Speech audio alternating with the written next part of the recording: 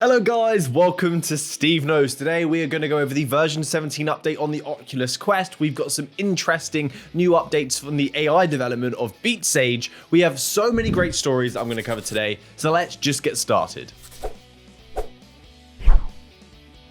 Some great news in the Beat Saber space with the AI-driven beat mapper that analyzes your audio waves and creates beat maps for you, called BeatSage, just got a nice little update that allows you to now also create 90-degree levels as well. So before you would just launch it and it would take YouTube videos and you'd be able to make standard maps or dotted maps from that, but now you can take YouTube videos or MP3 files and create standard maps, dots and 90-degree levels as well. A perfect fit for the Oculus Quest with its freedom of movement and you being untethered. So if you're into Beat Saber and you like custom songs, you've got a ton of content coming for the nice big Beat Saber update. There's like 20 or 40 beat maps coming, and now you also have 90-degree levels as well if you know how to set up custom songs. So this one is on Jason Rubin saying that we will get AAA big titles on the Quest within the next year. So from the beginning of the Oculus Quest release, we've heard people saying, where are the big AAA games? Where are the huge VR titles, not these mini games? And of course,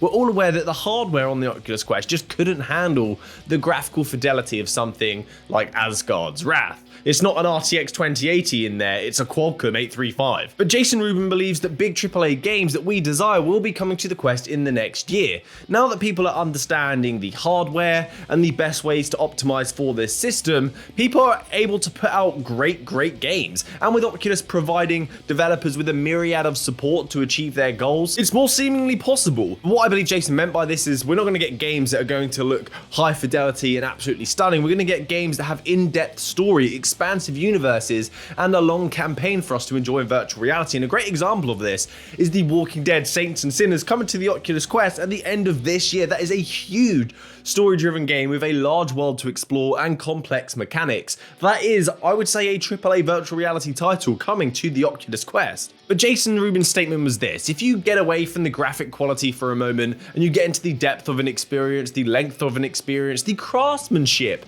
of an experience, I think you can get some really big, amazingly deep games onto the Quest platform. And I think you're going to see them in the next year or so. Depending on what game we're looking at, it's more of a budget time issue than a graphic fidelity processor issue. So that's great news, and with virtual reality on a rise and Quest adoption still climbing, it may be more feasible for developers to spend that time, spend that money creating these kinds of games, because always, games sell systems.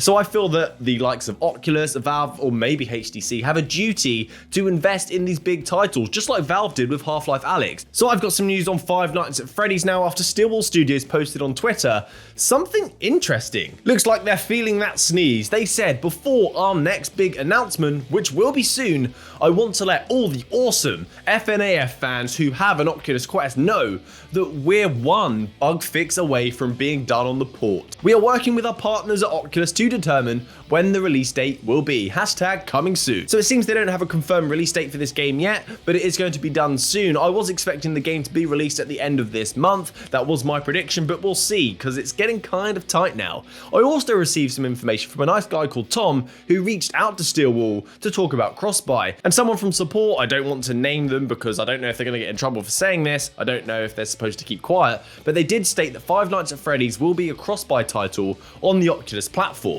And I'm not sure if that means if you buy on Quest, you get it on PC, or if you already own the game, you'll get it on Quest. Because I've seen a couple of versions of this cross-buy title, but hopefully it's good news, and it's not long to wait until we get to see Five Nights at Freddy's on the Quest. This is now about a new game coming to the Oculus Quest, and it's a golf title that is inspired by Mario Golf. This was created by Golf Scope in collaboration with the people who created Top Golf. I've not played a golf game since like Tiger Woods PGA on my Xbox 360, but it wasn't bad.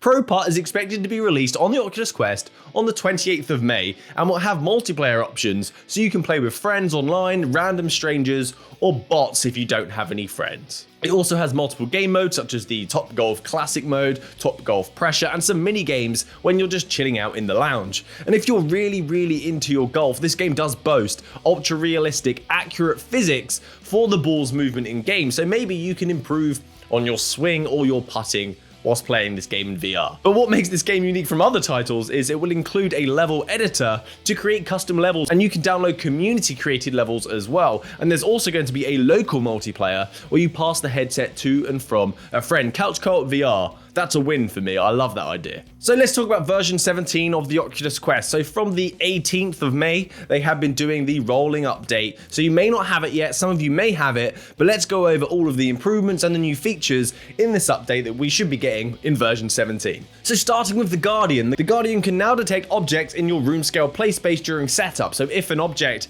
is detected, the Guardian will encourage you to remove it from your play space so you don't get hurt. This is encouraged. It's not mandatory, so if something pops up and it warns you, you don't actually have to remove it. They've also added an option that you can enable so that if you look down on the floor, it will activate the Guardian boundary so you can see where your boundary actually is without having to go to the edge and activate it, which is a nice touch. There's apparently improvements to the reporting flow, because if you want to grass someone up who's being a complete tool online, they've now made that easier for you. Interestingly, there's been improvements to the Oculus Store as well, so you can now search for bundles. Instead of the packs being advertised at the top of the page, you can now actually search for these bundles, for these packs, to get a good deal bulk buying games. This isn't rolled out to everybody, so you may not have this feature yet. One that people love is now casting and recording. You can toggle the red dot that you get in the corner that indicates that you are actually casting or recording. Personally, I'd like to keep this on because sometimes I don't know if I'm recording or not, and if you take your headset off, you're no longer recording. Is there going to be an indicator to let me know that that's not the case?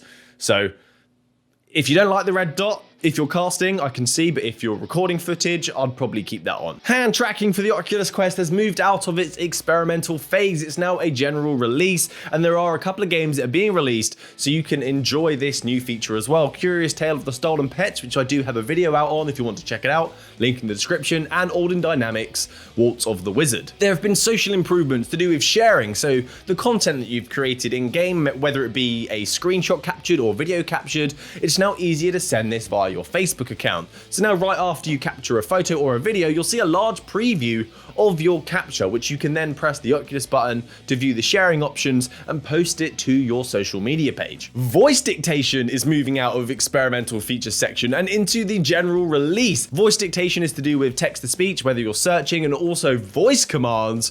This is very, very interesting. I never got to try this out when it was in the experimental features. I never got to try it, but now in version 17, it's coming. And a quick one to end it on now. It may not be long until we see an Iron Man virtual reality demo available on the PlayStation Store, because recently they just did a patch update for 1.0.2. So hopefully that indicates that they are pushing fixes, pushing updates, preparing for the demo's release so we can try this incredible game that's been delayed so many times. I really like Iron Man VR. So that's it from me today, guys. Thanks for watching to the end of the video, getting caught up on all the latest and greatest virtual reality news. I appreciate you sticking around, but please stick around for next time by subscribing to the channel, leave a like. Thank you to my patrons, you absolute legends, and happy gaming, guys. Good day.